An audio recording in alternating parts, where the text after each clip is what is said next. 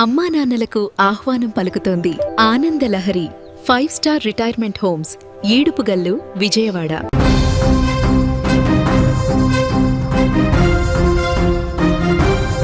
నల్గొండ జిల్లా రాజకీయ చరిత్రలో చిట్యాల మున్సిపాలిటీ ఎన్నికలు కొత్త అధ్యయనానికి నాంది పలికాయి. కుల మత పార్టీల సమీకరణాలను పక్కన పెట్టి ప్రజలు మార్పు వైపు అక్కడ క్లియర్గా మొగ్గు చూపిన పరిస్థితుంది. స్వతంత్ర అభ్యర్థిగా పోటీ చేసిన ట్రాన్స్జెండర్ సుధాకర్ ప్రధాన పార్టీల అభ్యర్థుల్ని మట్టి కరిపించి చారిత్రాత్మక విజయాన్ని అందుకున్నారు. ఒకవైపు అధికార ప్రతిపక్ష పార్టీల అండదండలు ఉన్నటువంటి అభ్యర్థులు, మరోవైపు ఎటువంటి రాజకీయ నేపథ్యం లేని సుధాకర్ స్వతంత్ర అభ్యర్థిగా పోటీ చేసి అక్కడ గెలుపొందారు. హోరాహోరీగా సాగిన ఈ పోరులో సుధాకర్ 102 ఓట్ల మెజార్టీతో ఘన విజయం సాధించారు.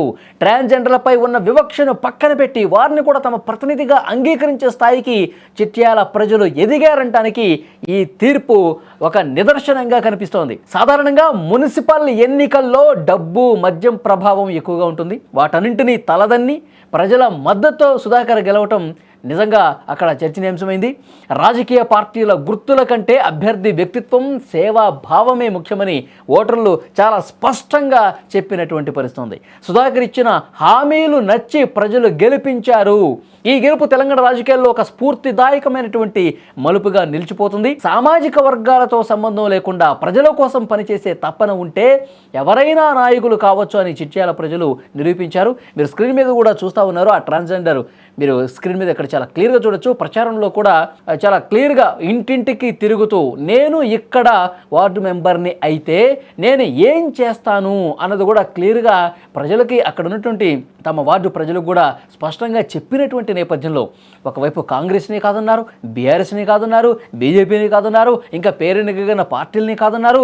స్వతంత్ర అభ్యర్థిగా పోటీ చేసినటువంటి ఈ ట్రాన్స్జెండర్ని గెలిపించడం పట్ల ప్రజలు ఎంత కమిటెడ్గా, ప్రజలు ఎంత చిత్తశుద్ధిగా, ఎంత నిజాయితీగా పనిచేసే వాళ్ళకే మేము ఇస్తాం, పనిచేసే వాళ్ళనే మేము గెలిపిస్తాం, మాకెప్పుడు అందుబాటులో ఉండేటి వాళ్ళని మేము గెలిపిస్తాం, మా సమస్యలు తెలిసిన వ్యక్తికే మేము గెలిపిస్తాం, ఎవరిలో నిజాయితీ ఉందో వాళ్ళనే గెలిపిస్తామని చెప్పి క్లియర్గా అభ్యర్థి పట్ల వాళ్ళు విజయం కట్టబెట్టారంటే నిజంగా చిట్యాల ప్రజలకే హ్యాట్స్ ఆఫ్ చెప్పాల్సినటువంటి అవసరం ఉంది.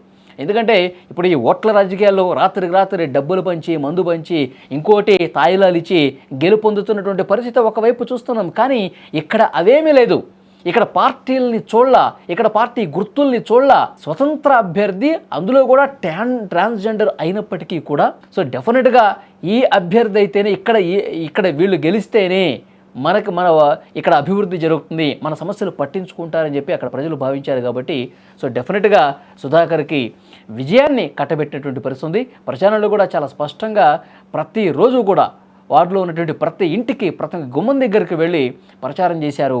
ఇక్కడ వార్డులో అభివృద్ధి కోసం నేను శాయశక్తులా కృషి చేస్తాను, శక్తి వంచన లేకుండా కృషి చేస్తానని చెప్పి ప్రజలకు ఏదైతే హామీ ఇచ్చారో ఆ హామీ ప్రజలు నమ్మారు. కాబట్టి ఆ అభ్యర్థి పట్ల, ఆ ట్రాన్స్జెండర్ పట్ల నమ్మకం ఉంది కాబట్టి గెలిపించినటువంటి పరిస్థితి కనిపిస్తుంది.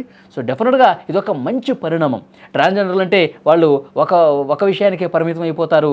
ఇక్కడ బస్సుల్లో కావచ్చు, ట్రైన్స్లో కావచ్చు, ఇంకొక చోట కావచ్చు, ఏదన్నా శుభకార్యాల దగ్గరికి వచ్చి హడావుడి చేస్తుంటారు. ఈ రకమైనటువంటి ఆలోచన విధానాన్ని పూర్తిగా పక్కన పెట్టేసి మేము రాజకీయాల్లోకి ఎందుకు రాకూడదు, మేము ఇక్కడ యాక్టివ్ పాలిటిక్స్ మేము ఎందుకు చేయకూడదు, మేము ఎందులో తక్కువ అని ట్రాన్స్జెండర్లు ఇలాంటి ఆలోచన ధోరణి రావటం అనేది చాలా గొప్ప పరిణామంగా చెప్పాలి. రాజకీయాల్లో ఇంకా చాలామంది ఆసక్తి ఉన్నటువంటి వాళ్ళు ముందుకు రావాలి.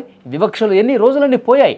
మనం ప్రజల కోసం పనిచేస్తున్నామా లేదా, ప్రజల అభివృద్ధికి మనవంత సాయం చేసేందుకు ఆలోచన కలిగి ఉన్నామా లేదా, ఇది చూడాల్సినటువంటి అవసరం కనిపిస్తుంది. నిజంగా ఇదొక డెఫినెట్గా ఒక మంచి పరిణామంగా చూడాలి. భవిష్యత్తులో రాజకీయాలు చేసేటువంటి పరిస్థితులు కూడా పూర్తిగా మారిపోయినాయి అనడానికి ఈ గెలుపే ఒక నిదర్శనంగా నిలిచినటువంటి పరిస్థితుంది. ఈ వీడియో పట్ల తప్పకుండా మీ అభిప్రాయాన్ని కామెంట్ బాక్స్లో తెలియజేయండి.